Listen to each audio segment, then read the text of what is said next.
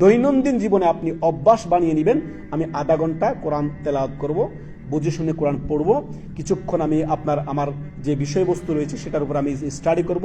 বিশেষ করে ইলম অর্জনের জন্য আপনি সবচেয়ে উত্তম সময় সেটা হচ্ছে সকালবেলা।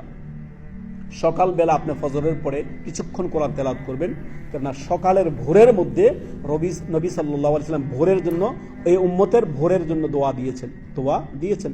দোয়াটি একটু আগে আমরা উল্লেখ করেছি যে নবী সাল্লাল্লাহু আলাইহি ওয়াসাল্লাম বলেন, আল্লাহুম্মা বারিক লি উম্মতি ফি বুকুরিহা, যে আল্লাহ আমার উম্মতের সকালের মধ্যে ভোরের সকালের মধ্যে বরকত দান করেন। অতএব আপনি ফজর পড়েছেন, কিছুক্ষণ জিকির আজকার করেন, যদি সালাত ইশরাক দিয়ে পড়ার অভ্যাস থাকে আপনার সেটাও পড়েন, যদি সেটা পড়ার অভ্যাস না থাকে তাহলে আপনি কোরআন নিয়ে বসে যান, কিছুক্ষণ কোরআন তেলাওয়াত করুন, কিছুক্ষণ আপনার স্টাডি করুন।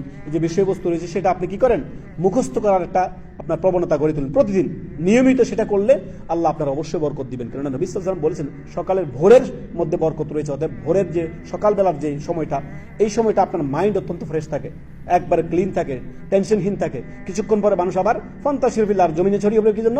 ওয়াবতাগু মিন ফাদলিল্লাহ, অর্থাৎ রিজিকের তলাশে আবার বেরিয়ে যাবে। তার পূর্বে আপনি কিছুক্ষণ স্টাডি করুন, তার পূর্বে কিছু আপনার ইলম অর্জন করুন, কিছু জ্ঞান অর্জন করুন, কিছু পড়াশোনা করুন, যে দৈনন্দিন অভ্যাসে গড়ে তুলুন। দেখবেন ইনশাআল্লাহ মুখস্থ আপনার হবেই হবে ইনশাআল্লাহ।